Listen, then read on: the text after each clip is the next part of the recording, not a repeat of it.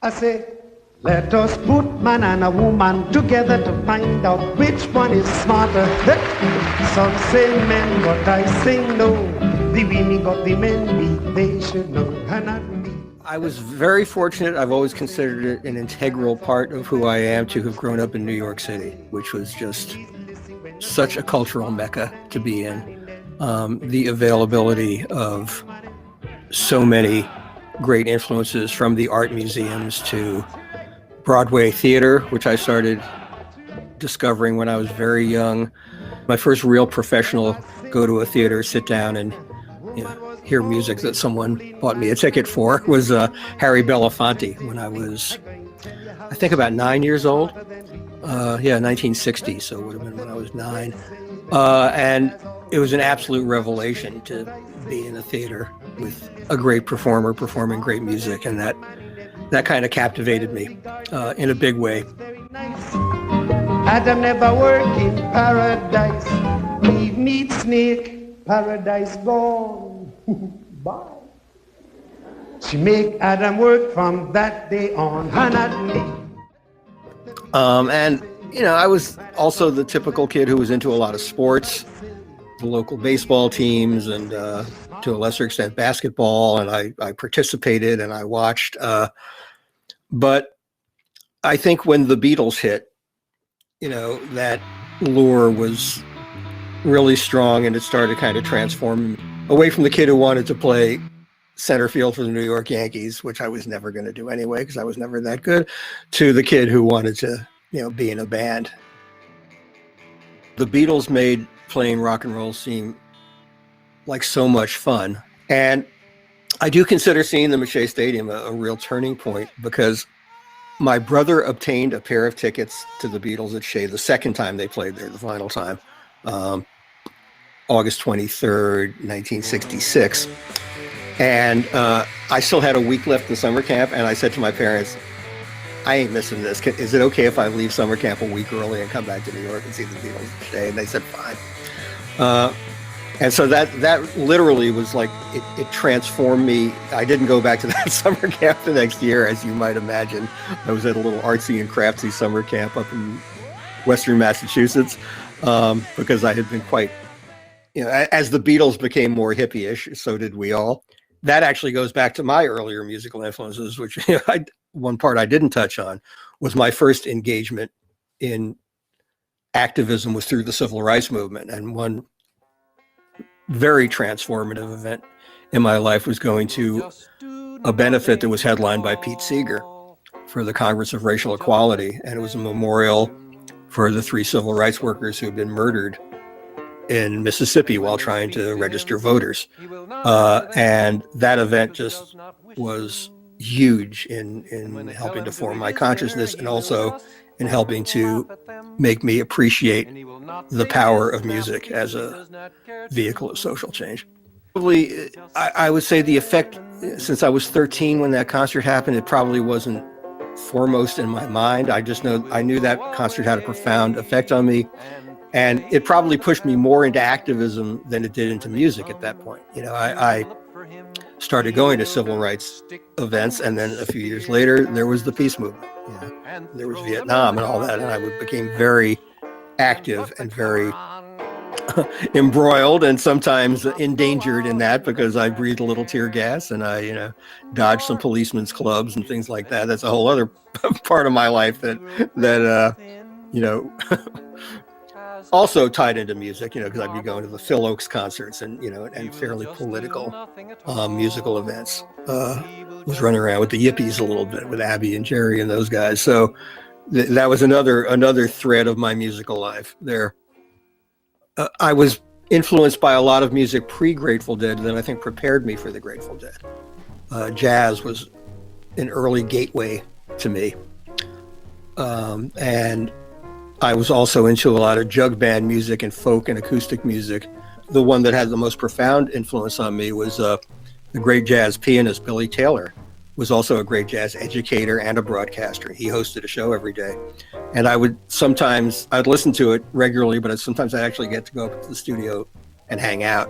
And, circa 1968, I guess. And So that's where, my grounding in Miles and Coltrane and Ornette Coleman and all that stuff started happening. And that was all just very shortly before I stumbled onto the Grateful Dead. And here's this band that's playing pretty much every kind of music I love all at once, sometimes in the course of the same song. So when I heard this band that was incredibly eclectic and drawing from all these sources and playing some very weird music, because I'd also been turned on at a very early age to a bunch of 20th century avant-garde music when I was in my teens. So what the Grateful Dead were playing seemed not too weird to me, but just the kind of weird I liked. So yeah, that's what led me up to the moment, May 5th, 1968 to be exact, when I quite literally stumbled upon the Grateful Dead because I thought I was going to a free concert by Jefferson Airplane in Central Park, which it was, but it was three bands. It was the Paul Butterfield Blues Band, followed by Jefferson Airplane, followed by the Grateful Dead. So, talk about ecstatic sensory overload. My brother had been at Fillmore East seeing Jefferson Airplane the night before, and they announced they were going to play in Central Park the next day. And my brother called me and said, "Hey, Jefferson Airplane, Central Park." I had not yet seen the Airplane. I loved them. So I said, sign me up, and caught the last few tunes of Butterfield, which was great. And then there was a break, and then they set up for Jefferson Airplane, and I loved the Airplane. And then they finished, and I'm getting up to leave. And Marty Ballin says, "Stick around, the Grateful Dead are coming up next." And I said, I guess I'll do that. I guess I can spare another hour or two. So they came out and they played. And of course, I was unfamiliar with most of the material because they only had one album out, and they played a lot of stuff that I later recognized wound up being on Anthem of the Sun. But I had no frame of reference at that time. And I remember they opened with Morning Dew, I'm pretty sure. And they closed with an insane Turn On Your Love Light, which of course they had not yet recorded, but I think I probably was familiar with the Bobby Blue Bland recording. And then they went into some insane feedback, and they closed with We Bid You Goodnight. So I wouldn't say that I got on the bus right away, but I think the Grateful Dead was my favorite thing that day. And I said, file away for further research, basically. And it was the third time was absolutely the charm. I went to Fillmore East, June 21st, 1969, the second of two nights. I didn't catch the first one. Went to the early show, was so blown away that I went right out to the lobby and bought a ticket for the second show, which there still were some because the Dead weren't that big yet. And those two shows were kind of the foundation of my, obsession, my saying, I can never, miss a show by this band again. Whenever it's possible for me to see them, I will. And I did a whole lot that summer into that fall. And then 1970 was maybe my deepest year of immersion in the music. My most concentrated indulgence in the Grateful Dead. I saw they played two nights at Fillmore East of two shows each. And then there was one night off, and then 3 nights of 2 shows each at the Cafe A Go-Go, which is a tiny club. The place was just sardine time. But so I saw 10 shows, over 5 nights with 1 night off in the middle. So that was my heaviest dose, as you might say. And then in 70, it was constant. I mean, first of all, in 70, New York Deadheads were just the luckiest people on earth because they played like 45 shows in the same year. And I caught, I think, about 34 or 35 of them myself. So, it was insanely fortunate to be a Deadhead in New York in 1970. I was a Northeast guy until 1974. And then I moved to the Bay Area where, of course, the Dead were also abundantly available. So I was never really wanting for them. So I never toured very much, by the way. I was not, I was getting more than enough Grateful Dead in my diet. They were always so available to me that I didn't really have a feeling of deprivation. I'm sort of a pop culture and music omnivore. So I didn't want my dead thing to become my sole identity. I know I'm publicly identified and always will be, and very grateful to be as for my relationship with the Dead. But I also, for my own cultural nourishment. I've got to go to a lot of different places. So yeah, I'm really glad that I've managed to keep those things in the right proportion. 74 was a really cool time to move out there. It was actually, I got there just as the Dead were beginning the hiatus, the final shows at Winterland. I caught 4 out of those 5. And then I was around for those pop-up shows they played in 1975. I got to go to each of those. And then when they resumed business, there they were again. So yeah, from 1974 until early 2004. 30 years, which as a incurable New Yorker, I always called a very nice visit. I mean, I got to the Bay Area with one part of my mind saying, well, I'd like to pursue a career as a musician. I also knew how hard that was, and I jumped from band to band that never really got off the ground. My fallback position was always, well, if I can't really make it actively as a musician, I'd like to work for either Bill Graham or for the Grateful Dead. And I was pursuing the Bill Graham thing, and getting, polite rejections for a number of years while I was in a variety of bands of little success, or varying levels of small success or no success, and working day jobs, record stores and such. And I was fortunate enough that a friend of mine became the director of advertising and promotion at BGP a couple of years before I finally got in. And she knew I was a writer and they needed someone to write press releases for shows and other BGP initiatives. And she knew I was a decent writer. So that position came open simultaneously to Bill opening a new club called Wolfgang's. And I wound up getting hired for both jobs at once. July of 1983. It all happened at once.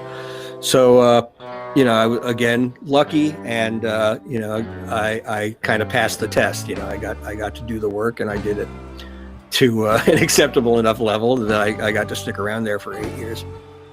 Hands down, the greatest club I've ever.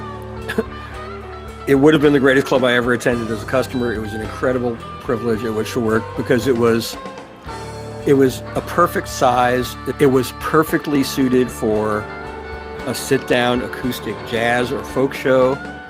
It was perfectly suited to the Beastie Boys, who did a pretty legendary show there, or blues or R&B, or,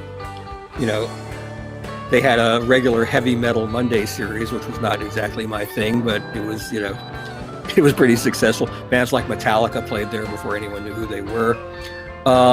And it had an extremely eclectic booking policy, and that level of service and that level of attention to detail and care for the customer that Bill instilled in all his venues Wolfgang's was, I think, the most perfect expression of that. It had a great staff and crew, great technical people. It sounded incredible, had a great Meyer sound system. And it was just a dream to work at. It unfortunately it suffered damage in a fire. It didn't burn down, but there was like smoke and water damage, and Bill's company decided not to go back in and try to fix it, which I think was a great loss, from which I don't think the Bay Area has totally recovered in some ways. I don't think they've had a club of that size and that quality since. They've had some good clubs, but Wolfgang's was just far and away the best. The way he ran, his venues, I mean, Fillmore East came along at a very fraught time in terms of the counterculture, saying, oh, music should be free, and Bill Graham was kind of a target of disapproval because he was a unabashed capitalist, and I was probably straddling that line. I probably was one of those naive hippies who thought, oh, if everything was free, it would just be great. Look, here are the Grateful Dead playing free in the park. Why can't everybody do that all the time? Because people need to make a living. That's why. And Bill was more concerned with people making a living and paying a decent wage and giving the audience value for their dollar. I mean, as absurd as it may seem, it was like a big point of contention in the East Village when the price Phil Maurice went from $5 to $5.50. That was considered the height of greed. And, the really lucky thing I got to do at Wolfgang's was I became part of a little unit of people who promoted a very specific kind of show, which is shows that fell between the cracks of easy categorization.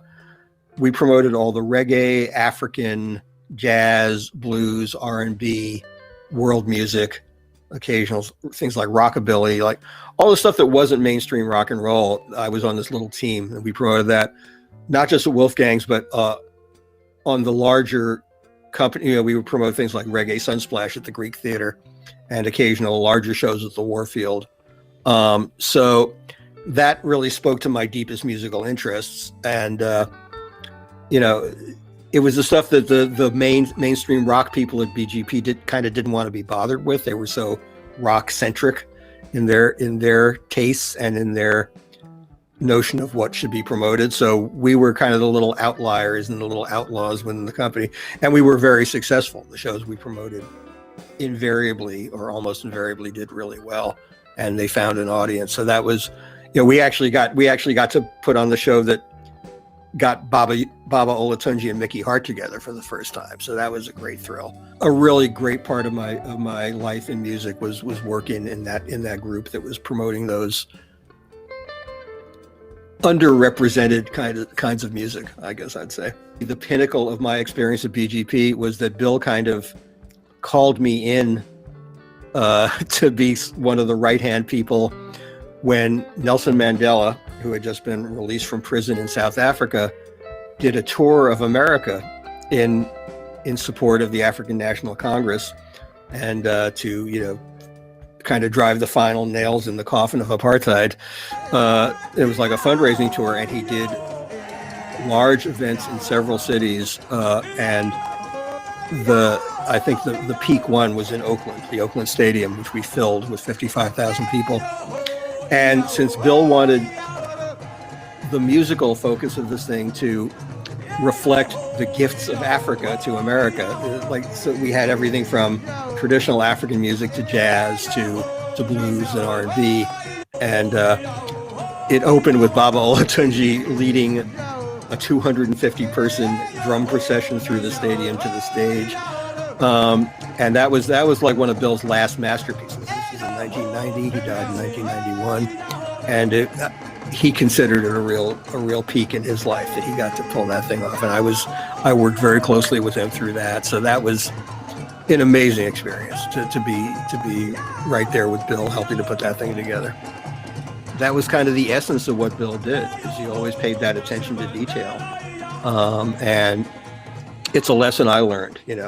I can't go to a concert as a customer anymore without looking around and seeing how well those jobs are being done. It's like if an aisle is blocked or something, I think like Bill, I say, why aren't they taking care of that? Because he just instilled that in a very permanent way in just about everybody who ever worked for him.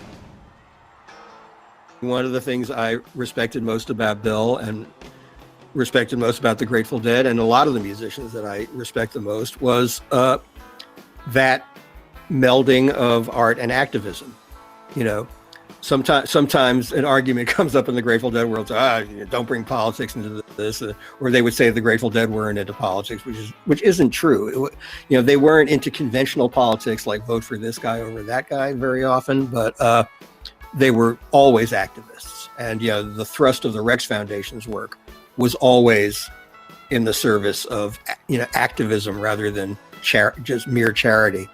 So those events where activism and music came together were very much part of why I was in the music business. That using music as a tool for social change and for raising consciousness was always central to the Dead, always central to Bill. One of the great delights of doing the radio show is we hear from third or fourth generation Deadheads, or we hear from older folks who say, oh yeah, I've taken my kids to the shows and now I'm taking my grandkids to the shows. That's, extraordinarily touching and satisfying. Really, it's like the little kid's dream of running away to join the circus fully realized. And the fact that it's kept going and the fact that the individual guys have kept it going and the audience has kept it going to a tremendous extent. If they didn't show up, there wouldn't be much impetus for the guys to keep doing it. Although they would, I think, it feels great. And I could not feel more fortunate, that I've gotten to do this as a job is just almost preposterous to me, but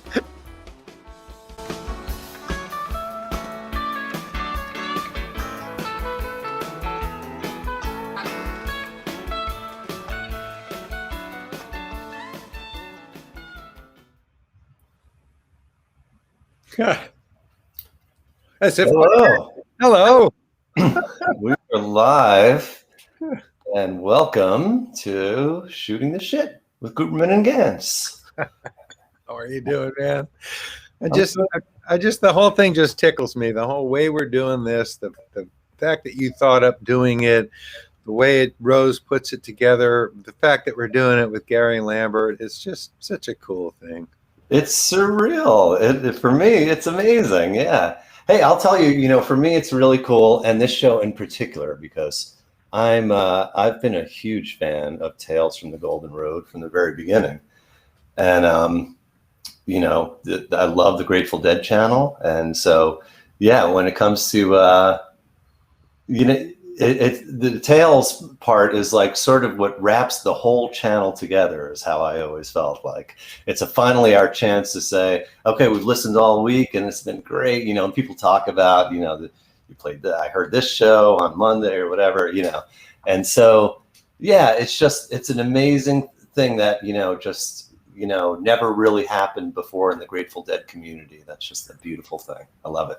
I have to confess that I'm somewhat surprised that the show is as strong as it is and that it's gone on as long as it has. Obviously, we enjoy the hell out of doing it. Let's not waste any more time. Let's get Gary in here to talk about this. I thought we might shoot the shit about shooting the shit for a minute or two, but let's just get to it. We only have about an hour. There's Gary Lambert. Well, hello, boys. I've been seeing you in little squares on screens for months now, so it's not that much of a surprise. That's true. I have been Mr. Media Saturation for a bunch of the past year. Well, we've been seeing each other, of course, every Sunday. We've been doing the show remotely. Well, David and I have always done it remotely because I was in New York in our studio and he was in his home studio in Oakland. So we always connected via FaceTime. But now the necessity of the show drives it, that there are no studios operating. So our engineers are operating from home. Our phone screener on the show is operating from home. So yes, we have been in the little boxes quite a bit, but it seems to work. It's been fascinating watching the rest of the world have to learn how to do what we've been doing all along. Like Brian Williams in a tie and sweatpants, on MSNBC, that kind of thing. Yeah. He's doing that now, and we've been doing it for a while. That's very true. Yeah, it's comedic in a lot of ways to watch a lot of this stuff come together. I remember when this whole pandemic thing started, watching the news, the first thing that I noticed was about a week into it, when these people were broadcasting at home, these anchor people, that their hair and their makeup began to change, especially their hair. They just weren't so pretty anymore. They obviously didn't have their makeup people with them, and they just began to look more and more different as time went on. It was just, it was very interesting. So, yeah. So, by the same token, the quality of the interviews has changed a lot too. I'm really enjoying what Colbert's been doing the last several months. He has fewer guests and they go deeper, and there's just a great kind of warmth and a no bullshit quality to it because it's just two people talking and there isn't an audience to play for and things like that. Right. And it's also, people are glad to see each other in any form, so, it isn't like Colbert, like walking one guest after another out to sit right next to him at the desk and plug their movie and move on, 5 nights a week. Each interview takes on sort of an air of gratitude to it. Just, I'm connecting to someone. This is wonderful. That's for sure. Yeah. Yeah, I'm always amazed at how fulfilled I am at the simplest, FaceTime conversations I have with people through this whole thing. It's a needed thing and a beautiful thing. Indeed. So I guess if anybody's like me, they know you, Gary, as probably best from being from Tales from the Golden Road, like I message. And if they're anything like me, they might not have known that you're a musician as well, and an amazing musician at that. Oh, well, thanks. I of course I had no idea. David told me about it, and I told him, "Wow, I had no idea." And he sent me over a recording that I think was talked about in one of those videos of the If Six Were Nine, right? Yeah. That's with Henry Kaiser and Bob Weir. Yeah. I don't know who else. The other lead guitarist on it was an insane monster of a guitarist from Atlanta named Glenn Phillips, who was a co-founder of the Hampton Grease Band with Colonel Bruce Hampton back in the late 60s, and just a mad virtuoso. And that was just a great thrill, a part of my very random period of playing music with Henry Kaiser, where I would find my or on recordings with any number of I see. It's one of those Rose hit the wrong button. We're okay. Or the right button, because it's all me now. Henry subjected me to many wonderful musical adventures in the time I was playing with him, including playing in a fairly avant-garde Grateful Dead cover band with Mr. Gans that we call Crazy Fingers, that got to play venues like the Knitting Factory in New York. He was invited to contribute a track to a Hendrix tribute album for charity. And Henry came up with the idea of getting Bob Weir to sing something on it. And actually asked me, what song should Bob Weir sing? And I said, how about If Six Was Nine? Just for the comedy value of Bob Weir singing, If All the Hippies Cut All Their Hair, I Don't Care. And it just turned out to be the perfect choice. Bobby did a great job on it. It's really funny. It was typically, record basics, put on some scratch vocals. Then Henry went up to Bobby's studio and got Bobby to put the vocal on. So I did the original scratch vocal. Somewhere there may be a version of it where I'm singing lead. But Bobby did a really great job. And I was really, really thrilled to be on that record. Let me interrupt and tell the people that are listening that we're going to play the song for you at the end of the session. Excellent. Oh, good. Great. Yeah, it blew my mind to hear that. Well, it blew my mind that you were actually a musician. And it blew my mind that you're amazing on that. And the whole song, the way it was performed, is just it's awesome. Well, as we know, this music is as much about listening as it is about playing. And we're all people who speak that language. So, we had a fun time in that band. For a while, we were doing, the motto of the band was, one band gathers what another band spills. And we were only playing the songs that they weren't playing anymore, like New Potato Caboose and Viola Lee Blues and stuff like that. The 11. Yeah. Oh, yeah. Cool. Yeah, because this was late 80s, and like almost all of our material was stuff that had been dropped from the Grateful Dead repertoire. Or if we played a song they were still currently doing, we did some version of it. Like we did the up-tempo punky version of Cold Rain and Snow, for example. Cool. Now, had you and David known each other before this, or like how'd you guys meet? We met sometime, I would guess, in the late 70s. We had mutual contacts in the Bay Area music business. And I didn't know David was a musician, and he didn't know I was a musician at the time, because he was writing for BAM magazine. Right. I think that's probably how we first met, because I was working in the business and knew people in that area. Also, David, Henry, Kaiser, and I used to frequent the same sushi bar. So we'd see each other there and just strike up conversations. So yeah, our initial contact was from being in the other end of the business rather than as potential musical colleagues. But Henry knew us as musicians. And in fact, my professional recording debut was on a Henry Kaiser record. That's right. Called Those Who Know History Are Doomed to Repeat It. I sang lead and damn well played a guitar solo on a Henry Kaiser record, friends. Right. How that happened, I do not know. But we recorded Mason's Children. We were the second band on earth to record Mason's Children after Living Earth beat us by a few weeks. Right. But that led to Henry wanting to play some gigs doing this, and we had a different bass player for one or two of them, but then he brought Gary in, and that's when the band really started to click. Yeah, and I don't exactly remember how Henry knew I was a bass player. I mean, because I was already, I was working for Bill Graham Presents, and I was not yet working for the Dead, but we had common connections. I guess we had talked music before, but I was in a period of relative inactivity as a player, just playing for fun mostly.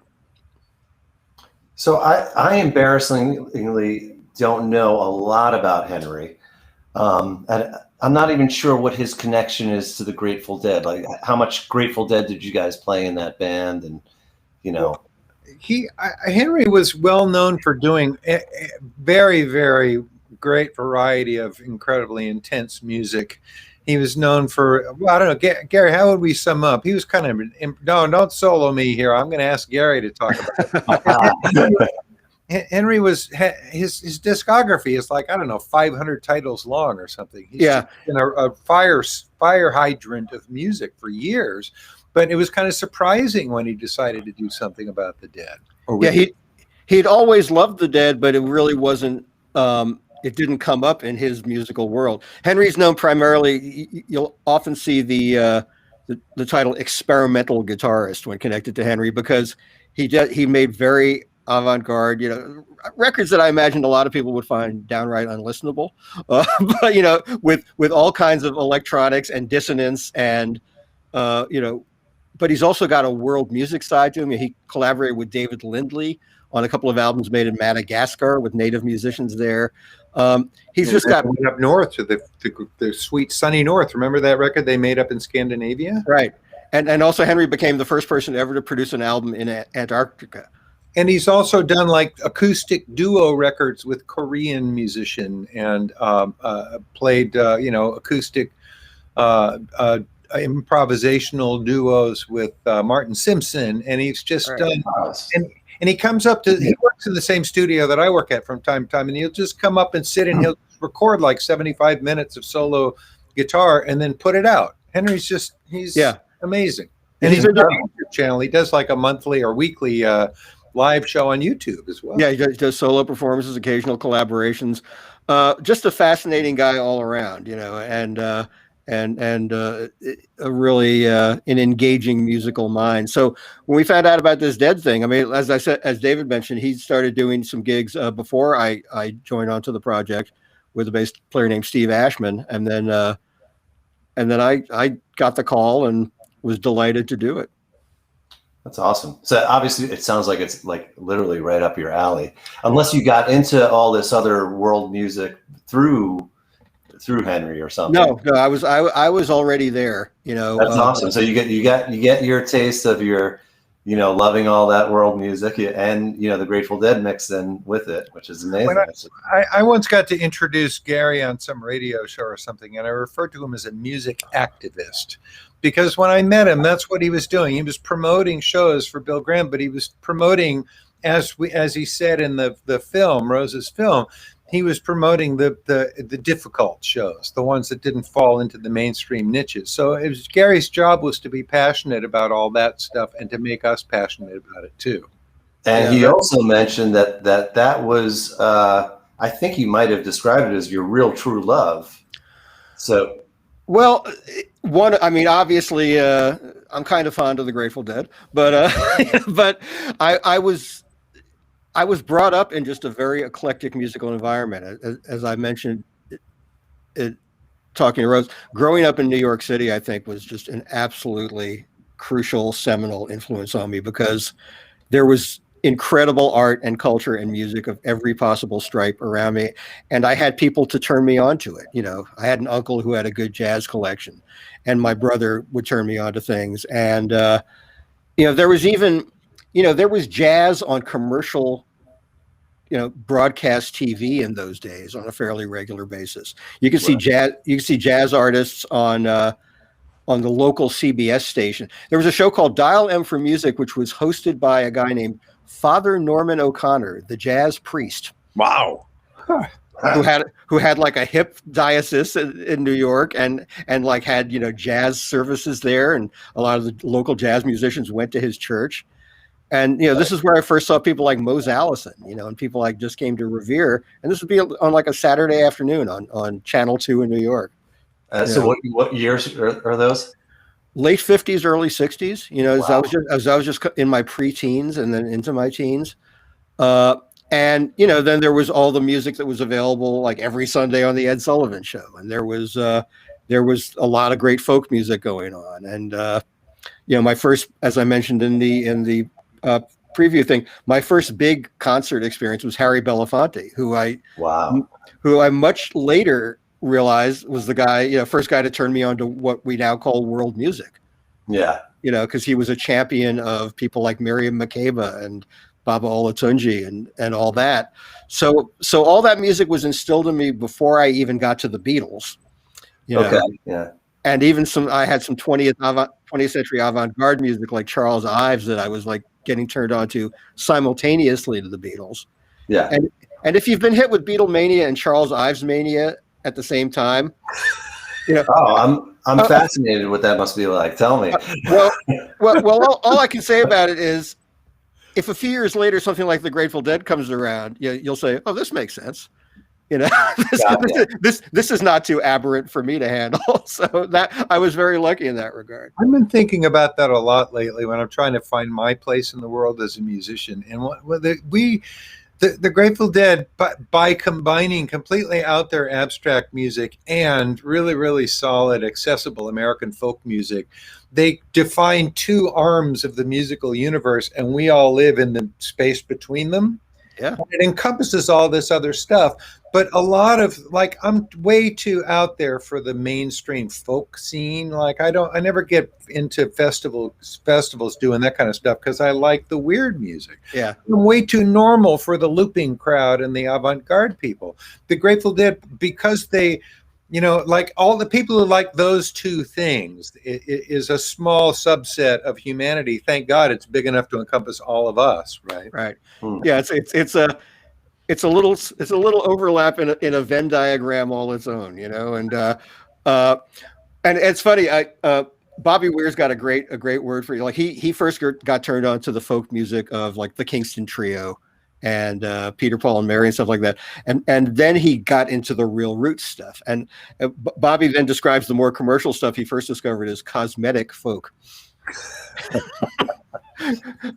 And then he liked the grit a lot more, but it was incredibly valuable that we had stuff like the Kingston Trio. I mean, it's like these three ridiculously clean cut looking guys, from college in like starched white shirts, but they're getting one of the biggest hit records of all time with a murder ballad. I mean, Tom Dooley was a straight up Appalachian murder ballad, and it's one of the most popular records ever made. And you don't get more gangsta than that, a murder ballad. So that, the fact that stuff like that was, even in a sort of cosmeticized form was being introduced into the pop mainstream was incredibly valuable. And as were the British bands introducing us to Muddy Waters in their way, or Chuck Berry, or, it's really funny that American white kids had to get turned on to a lot of great black music by guys from England, but that's the way it worked, Yeah. That was a very interesting cultural ping pong match between the two cultures for a long time, really. Very true. We, a lot of people out here fell in love with that English style and started playing that kind of music out here. So we kept sending emissaries back and forth and sending recordings back and forth to enrich everybody's lives. Scott, did you grow up? What kind of music were you trained on? This is what amazes me with people who grew up in a period before me, is that I differ from, I play with mostly older people, and I differ from them in a lot of older, and I differ from them in a lot of ways, in terms of that I actually grew up. The first music that I ever heard was rock and roll, and it was, whether it be, on the more popular side or whatever, it was whatever it was on the radio, and it was pretty much rock and roll. As opposed to, a lot of the guys that I play with who are like you guys, who grew up listening to, what was around then, which was, jazz, classical, stuff that was sort of before at least the Beatles, Yeah. So I didn't really start thinking about being a musician until I played the clarinet when I was a kid, and I played like Bach and popular stuff and marching band stuff and classical whatever, but I didn't really think about music as a vocation and as the center of my life until I started writing songs and playing the guitar. But I realize now in retrospect that growing up, my parents listened to opera and show music and orchestral music and Harry Belafonte and stuff like that. So I think it's sort of like at least sketched out a nice big musical universe that I knew existed, even though I spent most of my time in one particular corner of it, listening to a certain kind of music and then playing a certain kind of music.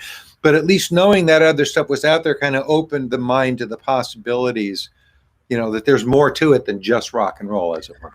Yeah, and I think I also benefited from a time when radio formats were a lot more open-ended than they became, where, the top 40, if you consider the Beatles hit in 64, but so did Motown, and so those things were being played alternately to one another. And then you had surf music, and then every now and then even a jazz instrumental would become a hit single. David and I were just talking about this on the show the other day, because I heard a Joe Russo project that was all instrumental music. And it reminded me of a time when, Cannonball Adderley could have a hit record with Mercy, Mercy, Mercy, or Ramsey Lewis with the In Crowd.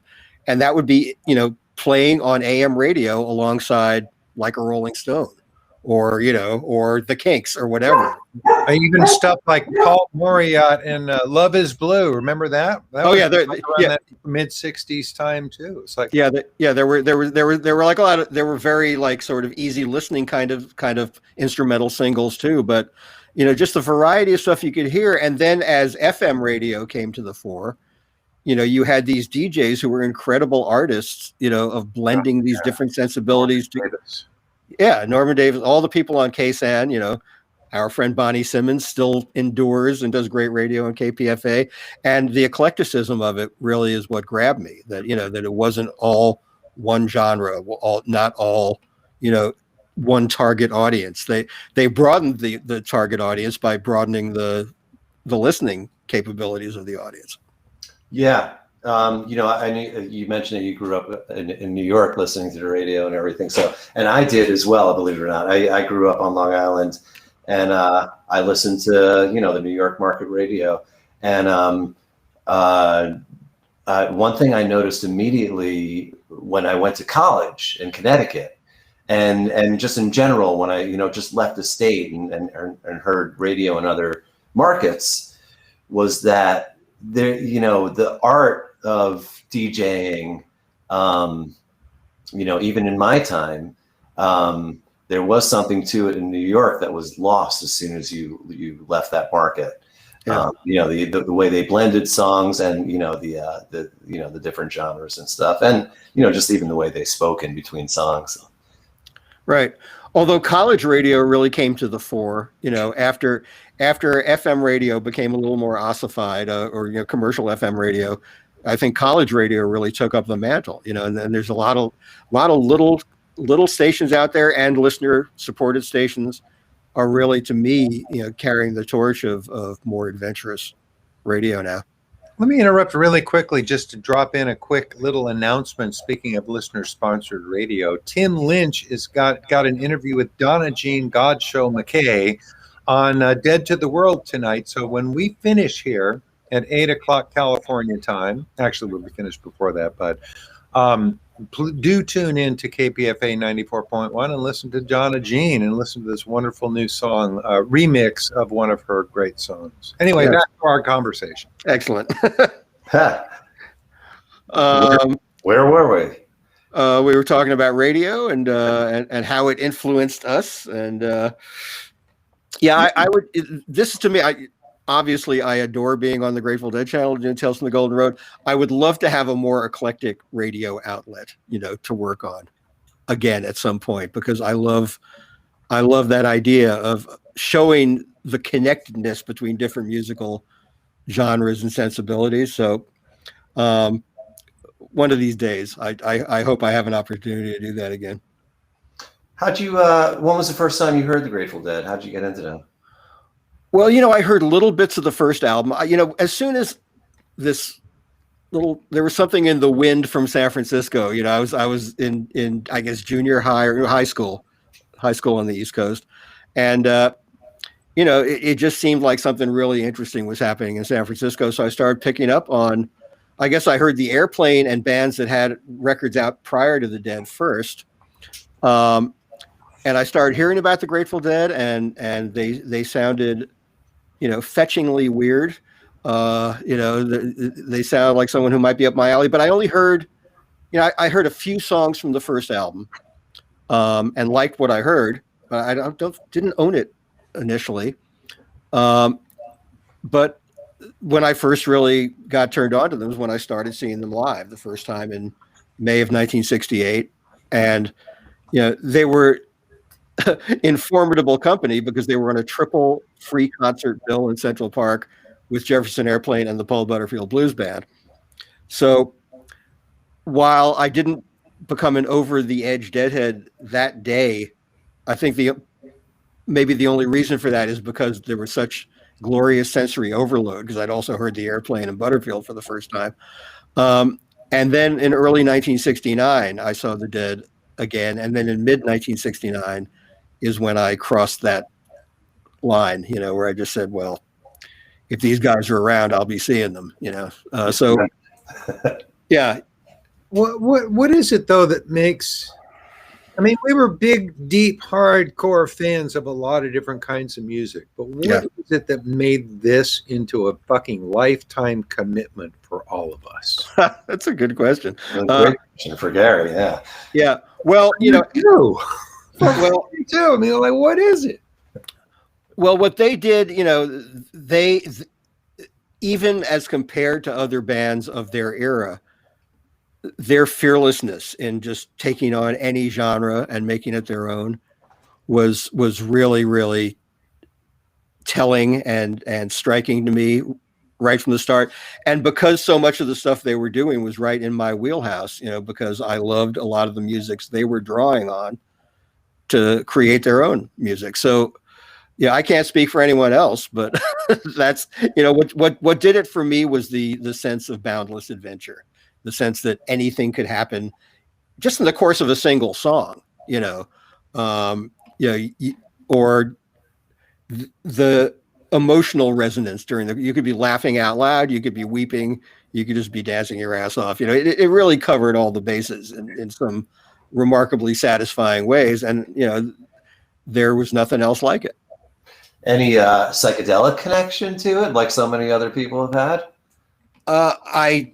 My affection for the Dead preceded my use of psychedelics slightly, but once I got that, I actually the summer that I really got deeply into the Dead, the summer of '69, was also the summer I started smoking dope pretty avidly, and then psychedelics came a little bit after that.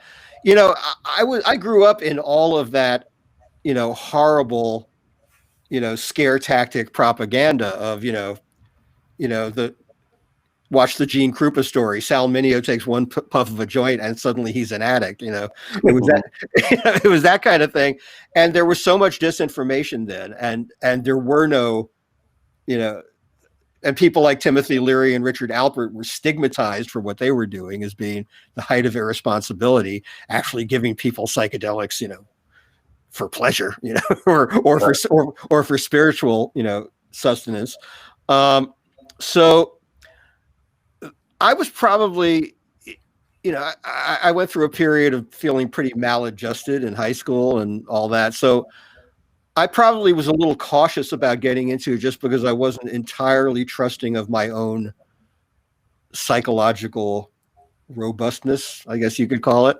So, I tried to educate myself a little bit about all that stuff, and make sure I didn't become, one of those people in the little movies they showed you in school about the dangers of this stuff. It's funny that you say that, because growing up in the 80s, I always feel like, gee, it must have been great to be around during, earlier time where, you didn't have all these stigmas against drugs. But you're saying that they were there, just it was more of the same, and they were different. It was different. By the mid 80s, the government, the Nixon administration decided that they could use drug laws as a way to subjugate the populations of undesirables. It was black people and hippies that were taking these drugs. So they got really, really heavily into prohibition and using those things as excuses to ruin lives. And guess what? That still goes on to this very day. Different populations are affected. Some, our fat ass white population is reasonably safe these days, but black people are still getting fucking killed on the street every day. Yeah. It's the same mentality. It's just taken different forms over the years. Yeah. And I was very, very happy to see when New York State legalized just a few weeks ago. Yeah, and I have availed myself of that already. But when New York legalized, they very explicitly put in the language, of the proposal, and saying why this has to be done now was to counter the fact that busting people for pot was an easy way for law enforcement to harass black people, and other minorities. So they were taking away that weapon of oppression. We're not just oppressed because we can't smoke weed. A part of the population is oppressed because of what they look like and who they are. So that was a really righteous thing for my state to do, and I hope those dominoes of idiocy keep falling. Those laws. There are musicians of our generation. Our friend Rick Elswood, who played in Dr. Hook and toured with Dr. Hook for many years, he told a story. He grew up in Southern California in the early '60s and was part of the folk scene that gave us the Nitty Gritty Dirt Band and Jackson Browne and that scene. And he told stories about being harassed by police when he was a little long-haired hippie in the mid 60s, and that's happening to people like us less. Although I do remember going to a Schwagstock out in Missouri once, where the cops set up a little intercept station, outside this rural festival site, and we're pulling people over to check their insurance. Right. Yeah. Of course, had my insurance card, and my stash was well buried, and I was a fairly civilized-looking fellow in a rental car, so they let me go. 30 feet over that way was a VW bus full of hippies, and all their shit was out on the ground, and their bus was being tossed, and they were being arrested. Yeah, that's pretty amazing.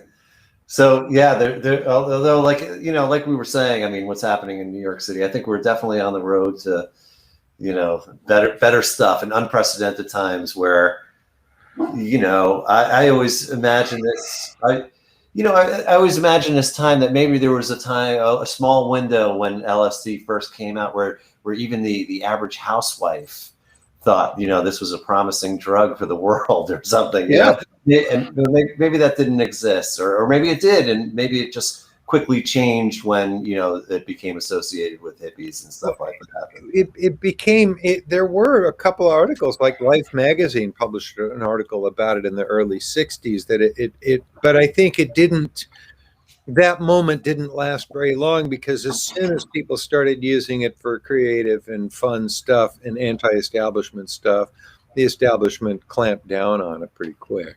Yeah. Well, there you go. So I always wonder, what it would be like to have an acid trip without that stigma existing, without it being illegal, without feeling like you could get in trouble, without feeling like nobody can know that you're tripping. Really a concern, really? Oh, I think drug use without the attendant paranoia will probably become a lot less, paranoid. I mean, but I'm just saying anecdotally. I don't think I've ever been in a situation where I was high on acid where I felt I was in any jeopardy at all, other than from inside my head. I mean, so what I'm saying is like you have to work overtime to get arrested for tripping.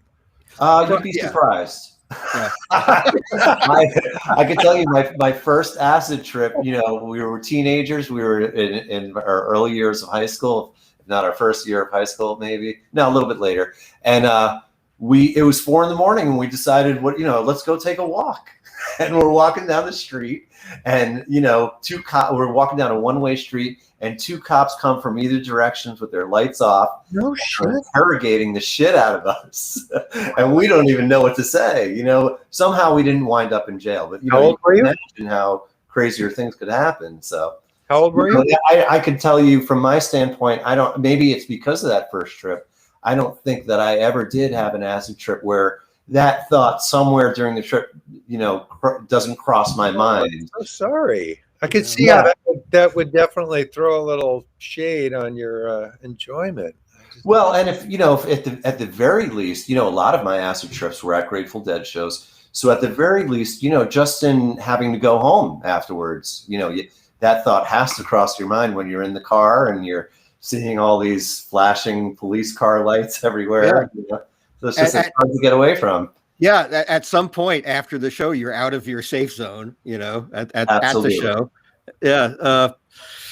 Well, I stopped dosing at Dead shows in the mid '70s. I think I had kind of an unhappy relationship with psychedelics for a little while, for several years there, when it was sort of a reliable source of anxiety. So I stopped tripping for several years. When I came back to it, after years of therapy and a happy marriage and stuff, I got to enjoy the hell out of it. So that's good.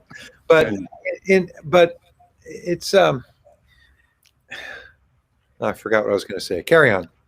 Well, I mean, like we said, there's this psychedelic connection to them, obviously, and like we said, that we've all lived through this, which for me could be a little bit more of a scarier time. It sounds like than you guys, because that thought, or at least than you, David, because that thought, always did cross my mind. Like I said, at least getting in the car and driving home through the police barricades and all, or what seemed like it, at that time. Dead concerts were too fraught for me to trip at anyway, because they were, for Gary and me both, they were our workplace. It was hard to, we couldn't just, go spend the whole show on a blanket out there, because we usually had stuff we had to do. And you don't want to be tripping when you run into certain characters backstage, believe me. Oh, yeah, of course. Well, I could, and I did at every show. And one thing that did amaze me about that, speaking of their psychedelic connection, through all this, stigma of how bad drugs were, is that and this is a thought that would occasionally cross my mind, and maybe more than occasionally, that in the middle of, drums or space, everything that's going on, the quadraphonics and the lights and everything, the way everything's working, that, I imagine all of a sudden, what if my mother walked into this place, or if if the cops all of a sudden started paying attention to what's going on, and how could this actually be taking place in a world where we hate drugs and drugs are so bad? How could the Grateful Dead, in a sense, be getting away with doing what they're doing right now during, drums in space? So I always thought of it in almost a comedic sense. Yeah. Oh, that's interesting. I actually, even after I was working for the band, I figured out ways to kind of compartmentalize. If I wanted to do, I would go to a show and not tell anyone I was going, who I worked with. There was one time actually that a coworker of mine who worked at Grateful Dead merchandising, also worked at BGP, we decided literally on the spur of the moment to fly down to Irvine and go to the show. And called up Cassidy. She put us on the list. We went down there and no one working there knew we were there. And we did shrooms and had just the best time as customers out in the audience. And it was so blissful that when the guy standing right behind us singing at the top of his lungs a full quarter tone off to Wharf Rat started doing that, we just giggled uncontrollably. It just became one of the most entertaining things imaginable, rather than the greatest irritant you could imagine. So that, that's when you know you're having a good trip. That's for sure. I think I might be able to pull it off now. I used to routinely, I think, take too much. And I used to routinely get really overwhelmed by it. Yeah. I famously have told the story many times of what I call losing an argument to a hot dog at Kezar Stadium in '73. I was just so anxious that I wound up walking around the rim of the football stadium for most of the afternoon because I was wondering why Jerry was mad at me. So, when I came back to it years later, now when I dose, it's all bliss. And I wish I had the time to do it more often. Yeah. The last few times I've had the chance to do it over the last 10 years or so, it's just been such a joy. Yeah. Yeah. Well, it's funny that you say that. I if you look at the history of LSD dosages, so to speak, up until now, it seems to diminish as time goes on. You hear these stories of, people drinking the Kool-Aid, which is just, unlimited amounts of, right. That was a serious overdose, that thing. Yeah. Right. And all the amazing freakouts, you see video footage of that you don't see so much these days, and that, then there becomes, a sort of decided dose, that's, being placed on blotter acid, and delivered that way. And then, now today we're down to microdosing. So. Yeah. I've never tried that, but there were several occasions when I took what I don't know how much it was. Yeah. But when at the end of it, me and my companion said, damn it, we should have taken more. That was like 2 or 3 times. Now I have access to like a calibrated dose of like 200 micrograms, which seems like the high end of normal these days. I mean, Bear said they were doing like 500 back in the day. Yeah. And it turned out that 100 was a much more reasonable dose, right? Amazing. Less. So the last time I took it was one of these 200 microgram pills, and it was just fucking awesome. It hit really fast, and it was intense, but it was just great. Yeah. So but Bear handed me a hit just before we went on the air live on New Year's Eve of 1990 with Ken Dean on staff. Oh, wow. Owsley comes by and hands me a hit. And I was like, thank you, Bear. And I happily saved it for later. Oh, good. Thank you for keeping it coherent, sir. So, Gary, how many Grateful Dead shows would you say you've seen? I mean, Grateful Dead, with Jerry alive, including all the shows that you were there to work at or whatever. Oh, man. Well, as far as Dead shows proper, I stopped keeping count at 100, and that was in 1976.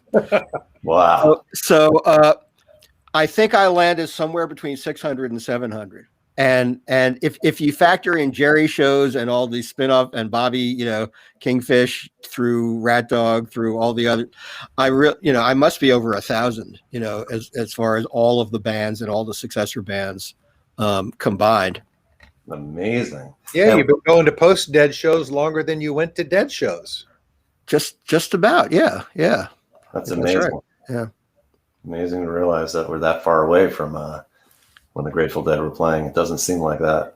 Yeah, well, I got in like 27 of the 30 years of the Dead, so that's a pretty damn good. That is very damn good. Yeah. Yeah. Incredible. Yeah. And especially for a guy like you who said, you didn't really tour. So. Yeah, well, that's, again, being ultimately spoiled by living in New York when they would come to New York constantly and then moving to the Bay Area, which was their backyard, and then, working for BGP or the Dead and then just being able to stroll into a show anytime I wanted. So I was, sure, I was a lucky bastard. Yeah. growing up in New York. Oh, sorry, David, go ahead. It's just I never. It didn't occur to me to go on the road, like go to a whole tour or anything, because I always had my own life. I was already writing songs and playing music and stuff myself, and had a job when I became a deadhead. So it was never in the realm of possibility for me that I would like quit my job and spend a summer following them around. As compelling as it was, I guess never felt like that was something I was ever going to do. And I'm envious of the people that got to do that for, a year or more of their lives. It's like, I wish I had that experience once. I feel the same exact way, David, that now that I'm older, I'll tell you the reason why I never actually went on tour was the same exact reason. I was afraid of getting fired from a job. I had to study for exams or some bullshit, and that now, as an adult, that's one of the regrets, if not the only regrets that I have in life, just for not saying fuck it, and for going on tour and having the same stories that I hear that my friends have, and having the same stories that I hear from my friends. So. Yeah, there may have been a couple of periods of sporadic employment for me in the 70s or early 80s where I could have managed a tour, but it was also part of my resolve as a deadhead was not to be just a deadhead. Was to, because of all my other musical interests. That's become even more true because being involved with the Dead as a job, I get so much of the music, as part of the course of my work, that when I'm not doing that, I want to do anything but, and not just any music, but movies and other culture and, reading and all that. So I never felt deprived by not going on tour at all. I got more than enough Grateful Dead music. And then it was what you missed on tour, you got to listen to in some form if it was compelling enough. Of course. Yeah. How about your favorite venue? Well, the Capitol Theater is right up there, and the revived Capitol Theater is really, just an incredible gift to us here in the New York area. I couldn't name a favorite one, but of course, some of the standard, the Greek, Frost, and Fillmore East was major in my life. Yeah, and the Garden, Madison. There's nothing like a Madison Square Garden show, really. Yeah, I can attest to that. Growing up in New York, the bulk of my shows were Madison Square Garden shows, Giant Stadium shows, some Hartford shows. So, but I think most of them were Madison Square Garden shows, and there's something really magical about those. How about you, David? What was your favorite venue? Well, I got to see a lot of shows at Winterland, and I'm less concerned with the venue than with the music. I got to see a lot of shows at the Frost and the Greek. I mean, we were just completely spoiled here with great venues. And I saw 4 shows at the Berkeley Community Theater in '72. That's what made me a deadhead after seeing them that one time in March at Winterland. So I always liked a place where I could sit in a seat and watch the musicians play, and that meant the little places, Marin Vets, the Orpheum back in '76. I like those, but I also love the outdoor venues where you could stretch out on a blanket. So I'm not partial to where to hear them. I'm just glad to hear them. Yeah. I mean, there are some cases though where you feel like the building is a collaborator in the magic, sure. And just the set and setting is important.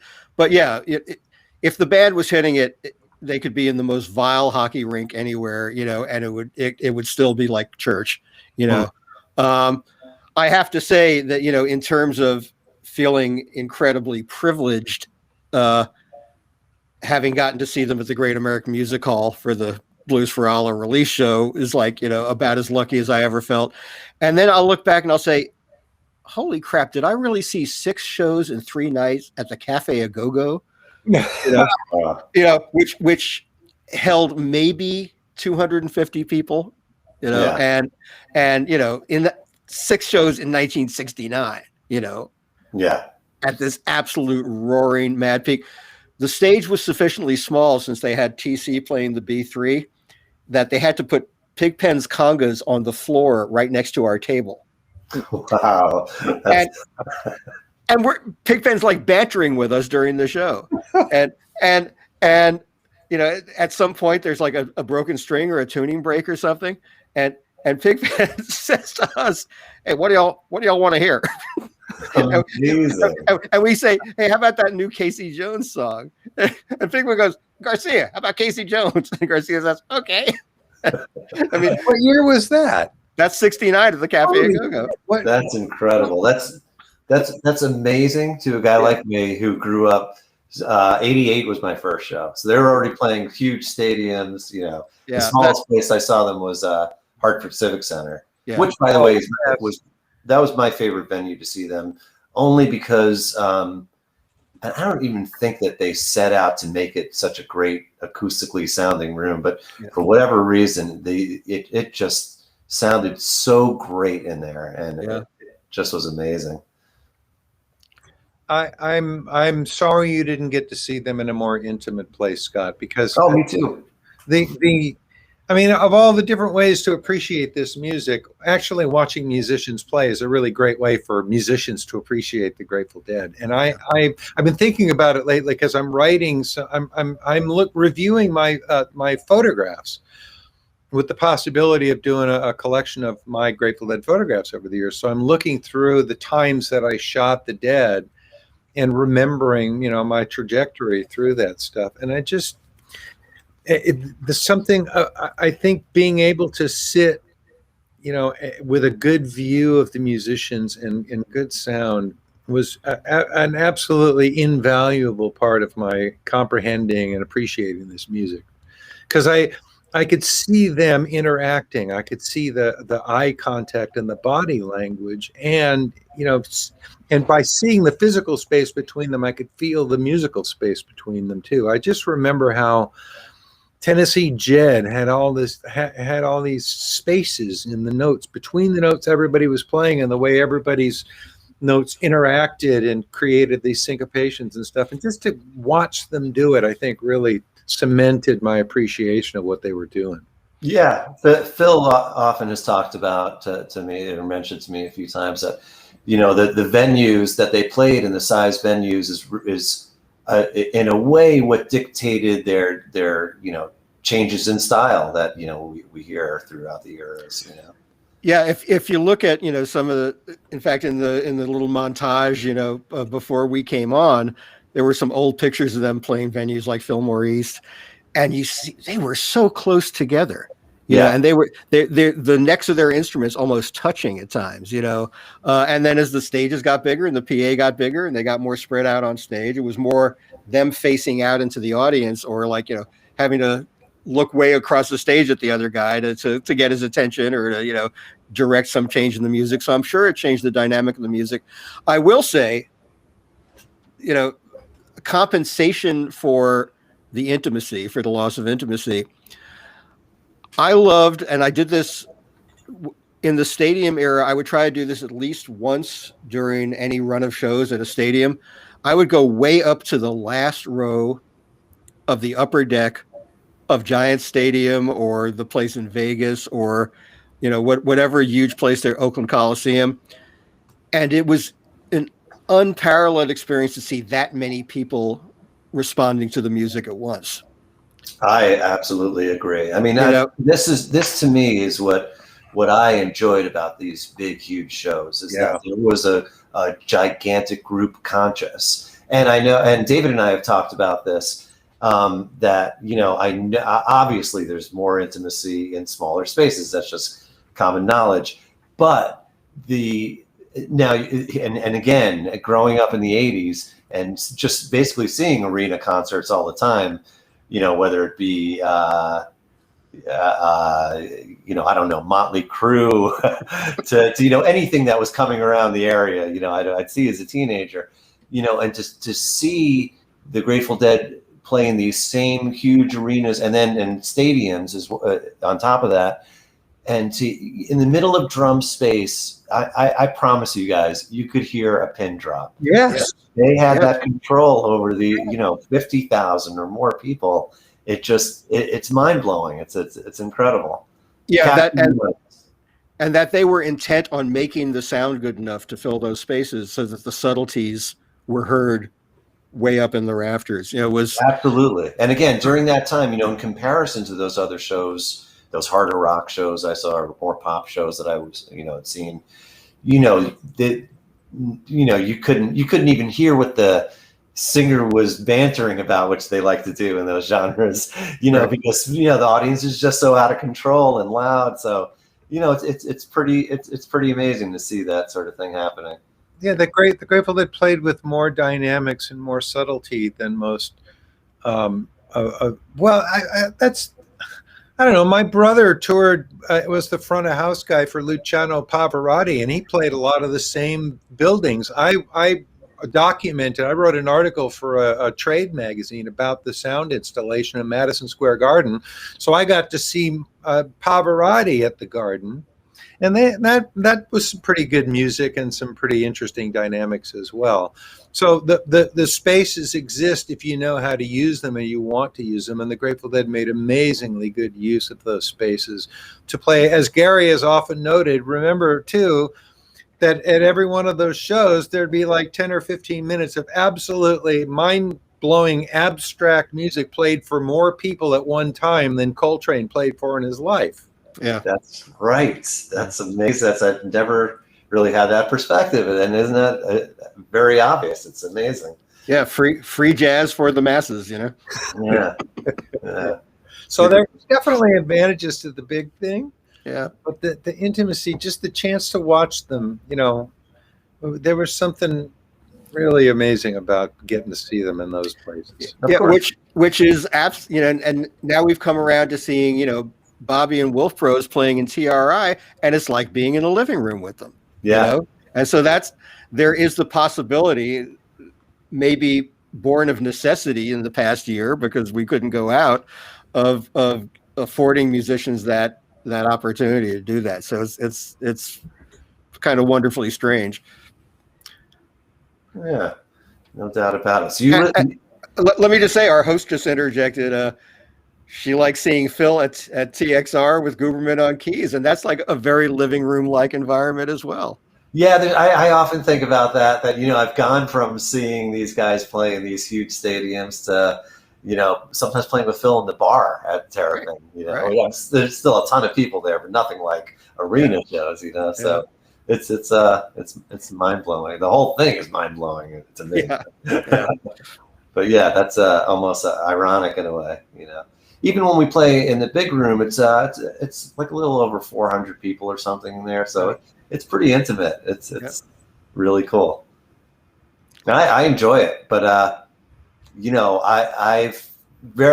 only on a few occasions have I played to really large audiences, and so I haven't had the opportunity to do that with Phil yet, and I would love to experience that as well. But I'm super glad I got to do it on this sort of intimate level. Yeah. And gives me a way to relate to, what you're talking about and seeing, and we're seeing. So what do y'all think about the way things are going now? In life? In the music business in particular, people are starting to book shows and announce gigs and stuff. I'm a little nervous about it myself. I would be very wary of some of the things that are being proposed, but I also I appreciate the thoughtfulness that's going into some of these pod concerts and some of these incremental steps to full audience shows. People are going to have to be very careful. Audiences are going to have to make their own choices, but I'm hopeful. I mean, I'm really glad that the vaccinations are happening ahead of pace now compared to where we were last year. So I've had a lot of conversations with people about this in the music business, and I think everyone has a pretty healthy attitude toward not wanting to rush back into full capacity and taking the incremental steps. So I'm hopeful it's going to be done well and wisely. And, I'm fortunate to know people like Pete Shapiro, who I really trust with, in terms of his concern for the audience's well-being and the artist's well-being. I hope that the artists are similarly, being considerate of the audience. We'll see. I mean, it's completely unexplored territory for all of us. So I hope it's dealt with well. I'll tell you, I've been maybe over I don't even know. You know, who knows how cautious we were supposed to be with this whole thing, right? Sure. Nobody has the information, right? So I've been super careful with everything, and you know, I have a family, I have a small child, and I've just been, you know, did my best to, you know, keep everything clean and wear a mask and stay out of, you know, crowds. But now I get my second vaccination on Monday, but I already feel like, you know, and this comes across as over optimistic compared to what I hear other people saying, but I already feel like this thing's over, you know, Yeah. like isn't that how it's supposed to work? I'm reading about the vaccines and they're very effective. And if that's true and everybody's getting them, they say, you know, seem to be getting on course with, you know, really getting them out there. Because when life works looks like easy street at your door. Yep. Be careful. That feeling, that right there is the thing we have to watch out for. Well, don't get me wrong. I'm still doing everything I'm supposed to do. I'm wearing a mask. I'm right now. I don't know if my wife wants me to announce this publicly, but we're gonna have a baby very soon. So thank you very much. I'm still being very overcautious. You know, staying out of indoor places. I'm staying away from crowds, and I'm wearing a mask. But as far as, you know, people are asking me to do shows down the line, and I have been saying yes to them. You know, and you know, feeling optimistic about it.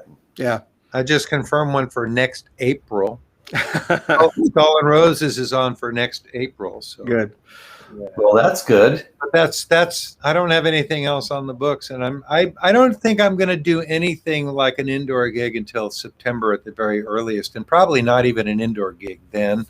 I'm definitely not getting on an airplane for the rest of the year. I just want to make sure this is all good and cleaned up before I get out there.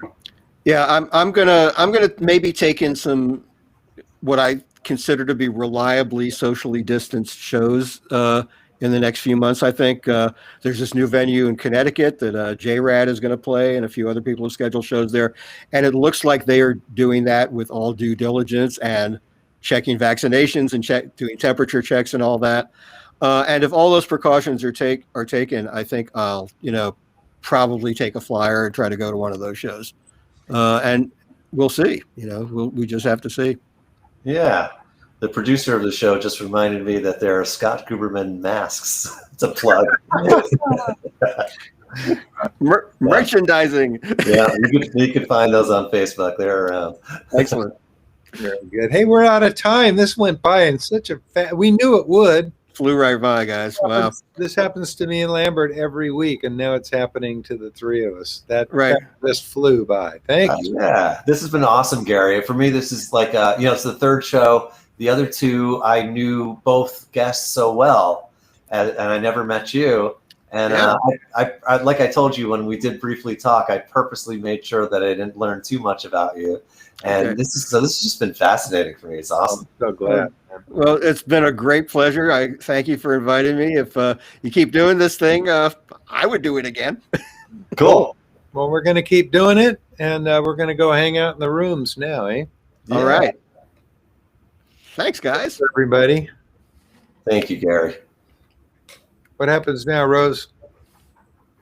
Oh, thank Bill and Mike Elberg, too, and Ramblin' Rose for making this whole thing happen. Yes, indeed. Thank you, guys. Yes. Been a pleasure. Do I just hit the button that says leave? That would seem to be it. Yeah. You could do that, I think. Okay. I'll see you guys.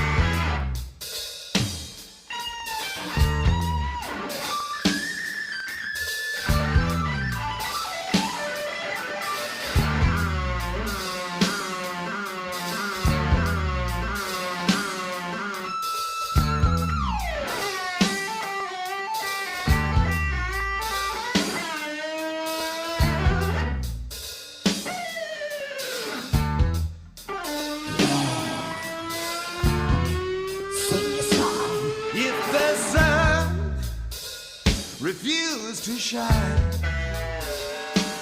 I don't mind. No, I don't mind. And if the mountain fell in the sea, well, let it be, 'cause it ain't me. All right. 'Cause I got my own world to live through, and I ain't gonna copy you.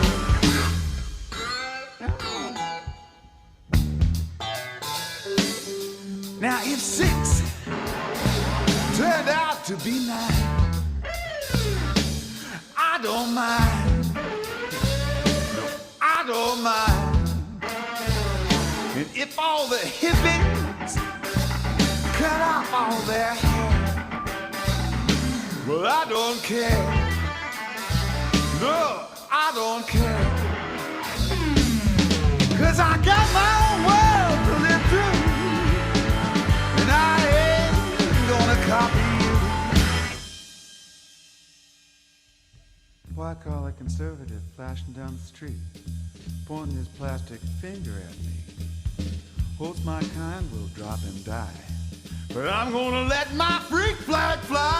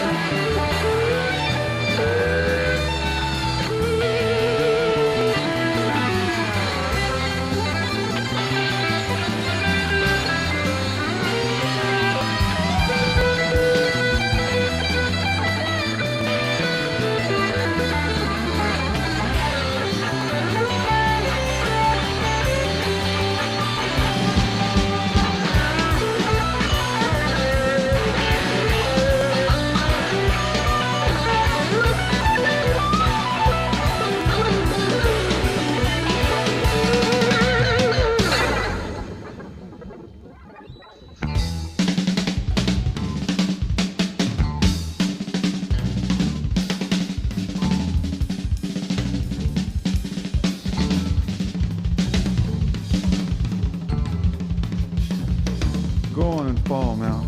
Just don't fall on me. Go ahead, Mr. Businessman, 'cause you don't want to be like me.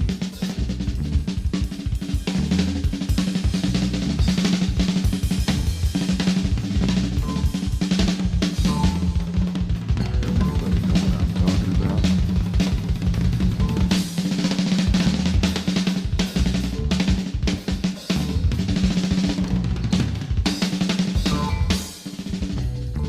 Doesn't anyone know what I'm talking about? I got my own life to live. I'm the one that's gonna die for me when I got to die. So let me live my life the way I want to. Sing on, brother. Play on, drummer. Sing on, brother. Play on, drummer. Sing on, brother.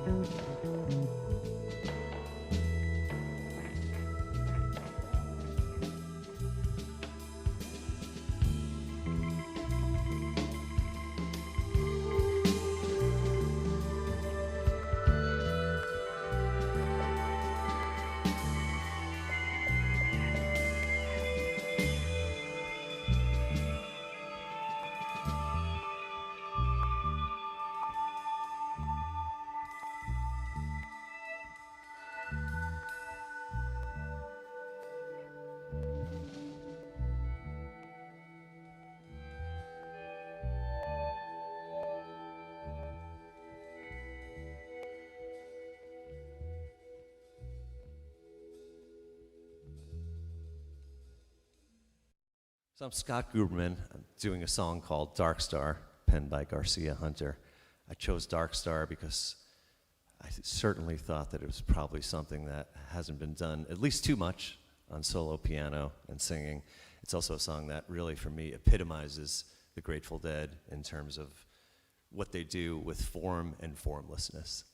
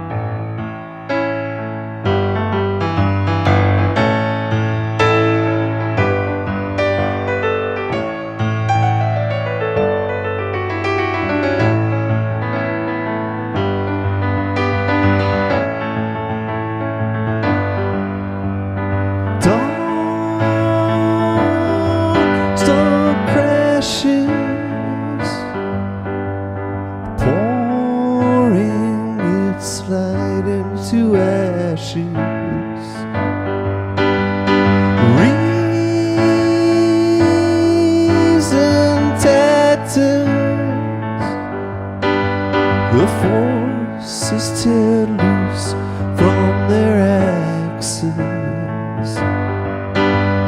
Searchlight casting for faults in the night of delusion. Shall we go?